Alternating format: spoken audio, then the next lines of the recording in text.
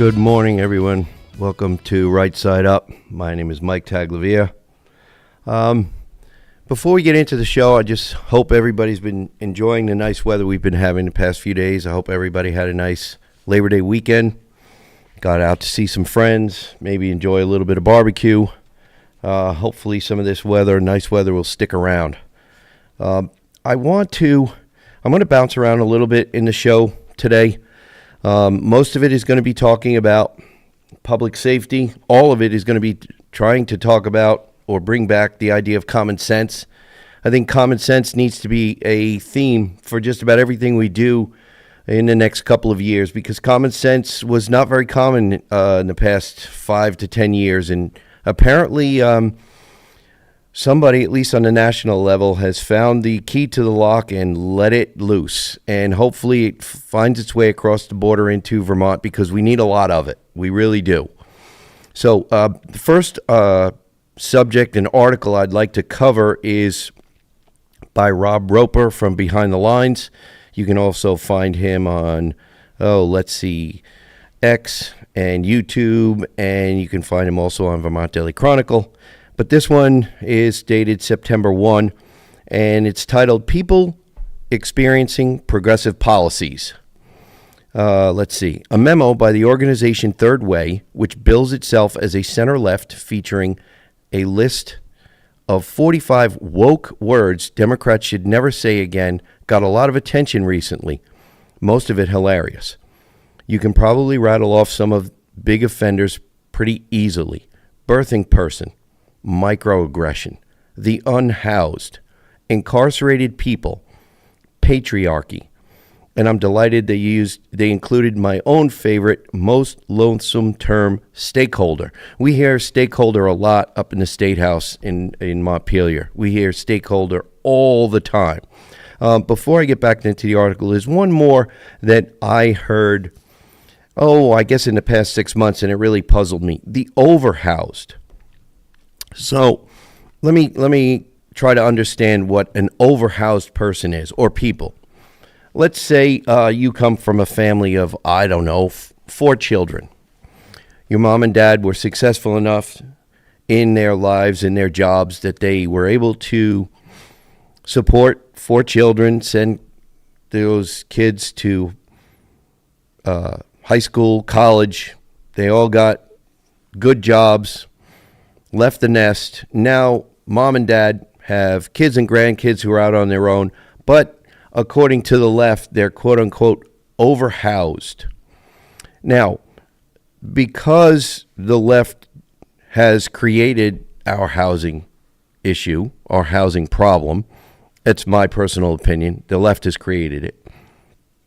Now they find a reason to put some sort of a guilt trip on mom and dad who are successful and raised 4 kids, and they left the nest and are raising their families alone. So should mom and dad, who are now grandma and grandpa, not be able to keep their home to invite all of their family members, including grandkids, back into their home that's large enough to have them at family gatherings, birthdays, Christmas, New Year's, Thanksgiving? Overhoused. Pretty crazy term, isn't it? If mom and dad can afford to pay for it and they've paid it off, they're not overhoused. Anyway, let me get back to the article here. The reason for this call for a ban that the authors insist is not a ban because insisting on standards of any kind, behavior, qualifications, decorum, or terminology isn't allowed on the left, is explained here. The intent of this language is to include, broaden, emphasize, accept, and embrace. The effect of this language is to sound like the extreme, divisive, elitist, and obfuscatory enforcers of wokeness. That may be because the people your article is talking to are in fact extreme, divisive, elitist enforcers of wokeness. I mean, have you seen the level of screeching, incessant vitriol leveled at women like J.K. Rowling? Some of her reply posts on X, ladies and gentlemen, J.K. Rowling's, are awesome. You really need to check them out. And Riley Gaines, for their simply recognizing that biological men are, well, men. Always have been, always will be. So says science, biology, genetics, XY, XX. Or the lunatic support to the point of violence for giving a recognized country to a misogynistic, anti-gay, genocidally anti-Semitic, theocratic terrorist organization as a reward for committing one of the most heinous crimes against humanity in modern history in the name of newly banned word intersectionality. Third Way ultimately can't square the circle of their argument, insisting that their weird woke language the left insists on using is unintentionally obscuring mainstream policy objectives. But then they admit, quote, they used it because plain, authentic language that voters understand often rebounds badly, end quote. In other words, people could understand it better and didn't like it right from the get-go. Oh, let's see. And in Rob's language here, speaking in clear language about what these people intend to do is repellent, so they have to come up with their bizarre woke speak in a nonsensical attempt to make it somehow palatable to mainstream voters, only for that to come off as even more offensive and out of the mainstream. Sorry, but that should indicate your problem isn't the superficial language, it's the root policies. Or, as a progressive hero, Lyndon Johnson was fond of saying, quote, you can't make chicken salad out of chicken poop. And on this point, it's important to note that all Third Way is recommending here is cosmetic. There's no call to abandon the wacky underlying programs like defunding police forces. We know that doesn't work, ladies and gentlemen. Quote, transitioning prepubescent children and the anti-human, economically suicidal energy policies coming from a quasi-religious perspective on climate change. We've seen how well that's worked for the economy in Vermont, right? These things they continue to unapologetically defend. As the authors insist, quote, we will never abandon our values, end quote. Just the verbiage. Good luck with this. Take one of their newly banned terms as an example, Latinx. The woke term for Latino/Latina eliminated the Spanish language millennium plus old history of having masculine and feminine words, which offends the newly banned term. Quote, LGBTQIA plus, end quote, community because of its newly banned term, heteronormative nature. This is it just gets so tongue-twisting, ladies and gentlemen, all the language, the woke language.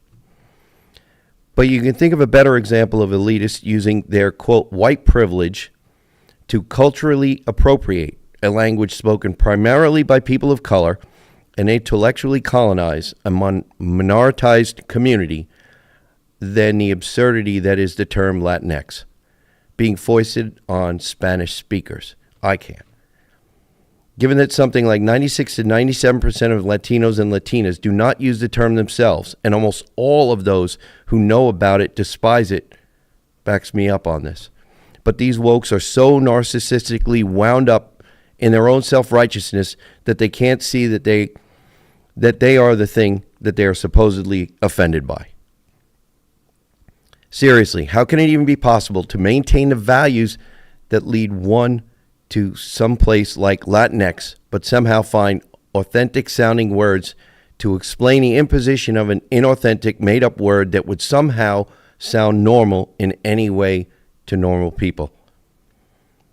I look forward to watching the attempt, should it be made, which I seriously doubt, with all due respect to the persuasive capacities of Third Way. That is, as progressive Democrats attempt to abandon their woke speak, I will encourage those on the center right to adopt our own politically correct, but in this case, I mean the accurate definition of the word, term for those suffering in our society through no fault of their own. Quote, people experiencing progressive policies. And we're going to talk more about this later in the show. The phrase came as a throwaway line in a recent column, but since then it has been rattling around in my head and growing on me. People experiencing homelessness. No, these are people experiencing progressive policies. That's pretty true. High taxes, low pay, specifically housing policies that drive up the cost and availability of shelter, law, non-enforcement policies that encourage antisocial behavior, and welfare policies that subsidize the lifestyle. Victims of crime, either direct or indirect, thinking of the residents and businesses in Burlington and Brattleboro these days. They're just people experiencing progressive policies. The same applies to folks who are having trouble accessing health care or paying their property taxes. Kids who graduate from high school who can't read or do math proficiently. They're just people experiencing progressive policies. It works. Clear, accurate, sympathetic, and to the point. Maybe it will catch on. It's definitely better than Latinx. So thank you, Rob Roper, for dissecting some of the awful woke policies.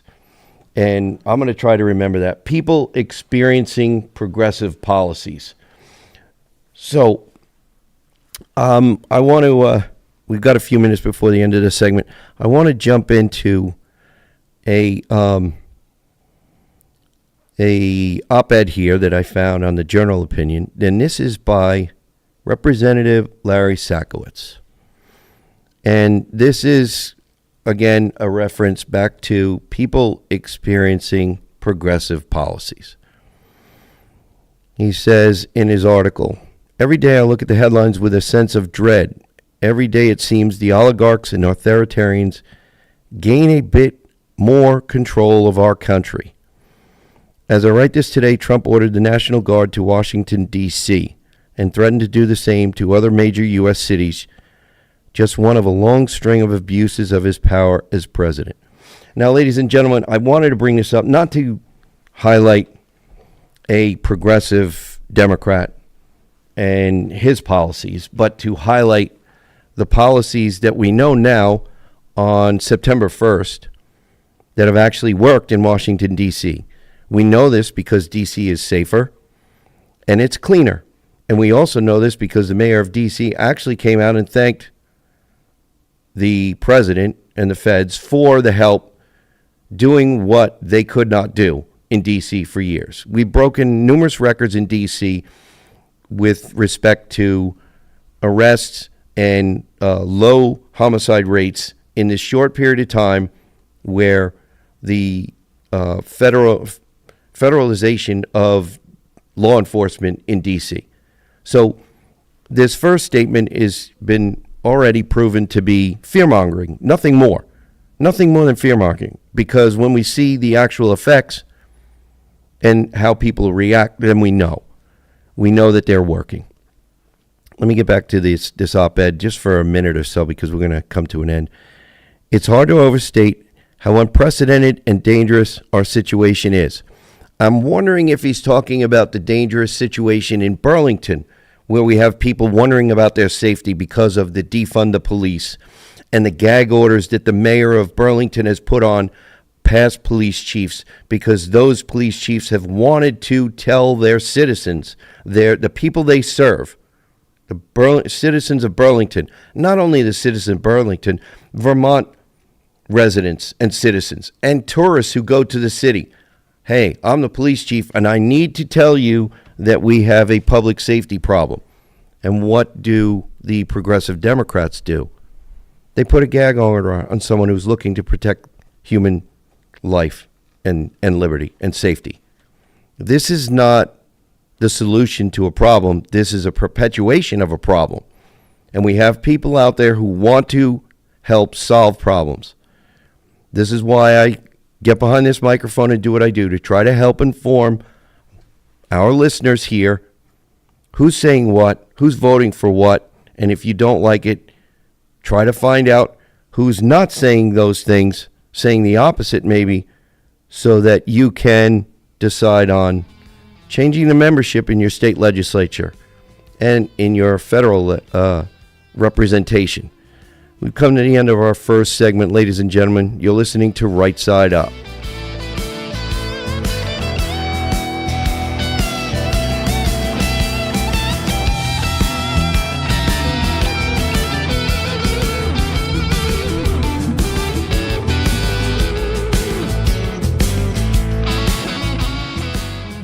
Welcome back, ladies and gentlemen. You're listening to Right Side Up. My name is Mike Tagliavia. Before we get back into our discussion of people dealing with progressive policies, I wanted to just remind our listeners, if for some reason you cannot find us or hear us on WNTK Radio, you can go to WNTK.com. Click on the podcast button, scroll down to Right Side Up, and there are any number of our shows available for you to listen to and share with a friend. And I hope you do share with a friend. You can find us on Podbean. You can find us on 802 Scoop Facebook. You can find us on 802 Scoop YouTube. You can find us on Granite Grok. And I think that's it. And I'm still working on the other venue, and I will get it there. I promise, ladies and gentlemen. And if you want to drop us a line, rightsideUpradio@gmail.com. So I think I've remembered every part of that I need to tell you. But I want to get into more of people experiencing progressive policies. And I want to refer to, I don't believe I've covered this article. This is from FYIVT. This is a August 19, 2025 article. Vermont's climate spending versus drug interdiction, the road not taken. Okay, since 2021, Vermont lawmakers have dedicated close to $300 million in state taxpayer dollars toward climate initiatives tied to the Global Warming Solutions Act. Those appropriations, $46 million in fiscal year 21, and another $250 million over the following 3 years, will build as essential investments in reducing emissions and making Vermont more resilient to climate change.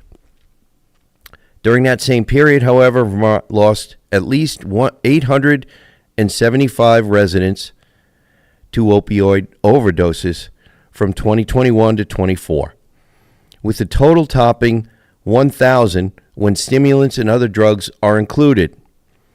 State Health Department data show at least 875 opioid-related deaths from 2021 through 2024, plus dozens more tied to stimulants such as cocaine and methamphetamine.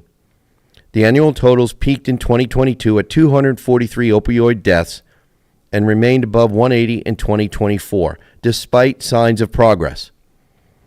Though no program can eliminate drugs entirely, a targeted interdiction campaign, highway and parcel choke points, border coordination, wastewater-triggered surge ops, and jail-based MAT could realistically cut the flow into Vermont by about half within a year, with deeper reductions as the system matures. The juxtaposition raises an uncomfortable question. What if the hundreds of millions of dollars spent on climate programs had instead been invested in a comprehensive statewide effort to cut off the flow of illicit drugs into Vermont? This article is by Dave Sulia. He says he does a price tag comparison.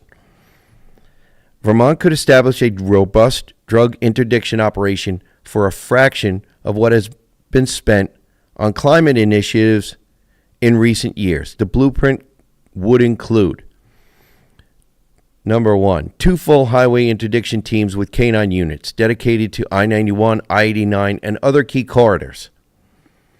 Number 2, license plate reader technology and major choke points. Number 3, expanded parcel and postal inspections through cooperation with carriers. Number 4, wastewater drug testing in a dozen towns to detect spikes in fentanyl use in real time. Number 5, digitized prison mail and body cameras to prevent contraband smuggling into corrections facilities. Number 6, a witness protection and relocation fund to secure cooperation against mid and upper level traffickers. The cost of standing up such a system is estimated at $7 to $9 million annually, plus $1 to $2 million in one-time startup equipment, just over 0.1% of the state's $8 billion budget. And actually, the budget is higher than that, ladies and gentlemen. By comparison, Vermont has already spent nearly $300 million in state dollars on climate programs over the past 5 years, not counting the larger pool of federal funding earmarked for the same purpose. Now, lives saved versus lives lost. The impact of Vermont's climate investments is difficult to quantify in terms of lives saved. Between 21 and 24, extreme weather events in Vermont, including the July 2023 floods and major winter storms, led to 3 fatalities, according to NOAA and NWS. Advocates argue that investments in flood resilience, weatherization, and emissions reductions would reduce risks and long-term costs. By contrast, the toll from drug overdoses has been immediate and staggering, averaging more than 200 deaths per year in Vermont over the same time span. Public health experts note that opioids are implicated in nearly 90% of cases, though cocaine and methamphetamine, alcohol, and benzodiazepine also play a role. The human cost extends beyond fatalities. Illicit drug use is closely tied to property crime, homelessness, and child welfare cases. Law enforcement leaders say that reducing the supply of fentanyl and counterfeit pills would likely cut associated crime and social disruption. This raises another question. If the scale of spending affects the number of lives that can be saved, where should Vermont's priorities lie? Remember the theme here: people experiencing progressive policies. Okay, legislative tools still needed. Even with funding, Vermont's current laws leave gaps that traffickers exploit. Policymakers could consider measures such as requiring registration and tracking of pill presses, granting emergency scheduling authority to rapidly classify fentanyl analogs and drugs like xylazine, establishing a specific offense for delivery of drugs resulting in death, expanding state wiretap and racketeering authority to include fentanyl trafficking and parcel smuggling, imposing stronger penalties for counterfeit prescription pill production. Now, ladies and gentlemen, these are legislative tools that are being proposed, and I keep bringing back people experiencing progressive policies. Some of these tools that are listed here have already been put up in place, or not in place, but put in the form of a bill that has gone nowhere, that's languished. Why? Because the majority doesn't believe in incarcerated individuals, number one. Remember, we've talked about this before. The bill dubbed Raise the Age, where there was an attempt to make it so that 19-year-olds could be dealt with like youth and put in a different system instead of the criminal justice system. This is not the way you stop crime. This is not the way you prevent somebody who's involved at a young age from developing into a career criminal. This is why I keep talking about this theme. It's a great phrase: people experiencing progressive policies. Do you know someone who is directly affected by progressive policies? I do. We all are affected by them, but some are affected even more than others. These legal changes carry little fiscal cost, but could give prosecutors sharper tools to dismantle networks rather than repeatedly charging low-level couriers. And that's what we're stuck in right now. We're dealing with the low-level couriers, and we're not getting to the root of the problem. Predictive impact. What Vermont could expect based on operational comparisons from other states and the cost model outlined here, the following outcomes are realistic if the plan were fully funded and implemented. In 12 to 18 months, in-state drug availability could drop 40 to 60%. Street prices could go up 30 to 70%. Purity would go down 20 to 40%. Overdose deaths could drop 15 to 30%. If we're concerned about saving lives, that's a big deal, and it should be noted. It should have been number one. Overdose deaths could drop 15 to 30%. If we care about human life, this is a big deal. property crime could drop 10 to 20%. Juvenile exposure to counterfeit pills could drop 20 to 30%. Now, in 24 months, with steady enforcement and updated laws, drug availability could drop 50 to 70%. Overdose death, 25 to 40% down. Property crime, down 15 to 25%. These numbers are predictive estimates, not certainties. The key conditions for achieving them would include a unified command structure, 2 highway interdiction teams with canine units, parcel carrier cooperation, wastewater testing for fentanyl spikes, digitized prison mail, and MAT expansion, plus legal changes such as pill press registration, emergency scheduling, and expanded racketeering authority. A broader impact on quality of life. While the climate debate often centers on long-term benefits and global responsibilities, drug interdiction offers immediate, local results. Beyond overdose prevention, a successful crackdown could mean fewer burglaries, reduced pressure on emergency rooms, safer public spaces, and fewer children exposed to drugs in their homes and communities. What kind of impact produce a greater improvement in the quality of life of Vermonters today than additional subsidies for electric vehicles or expanded weatherization programs? Or are the long-term climate benefits, though harder to measure, worth the higher investment? I say no. I say we need to deal with the drug issues. The policy crossroads. Vermont has chosen to spend heavily on climate mitigation, with more than $250 million in state funds committed over just a few years. Meanwhile, a comprehensive anti-drug strategy could likely be sustained for decades at the same price. We would be saving more lives, ladies and gentlemen. We need to back off the climate policies, and we need to take this drug problem seriously.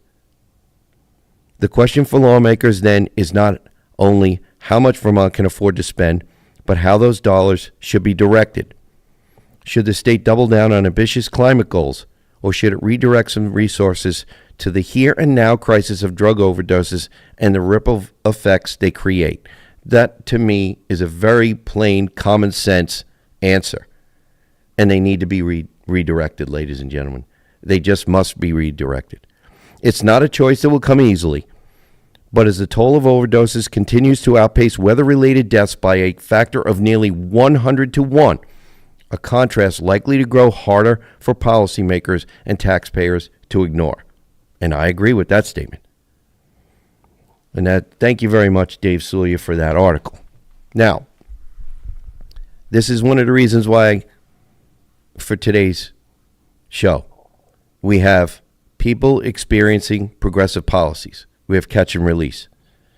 We have this with progressives who believe that no one should be incarcerated if someone is an offender, no matter what level, with the exception of somebody who has committed murder or is a flight risk.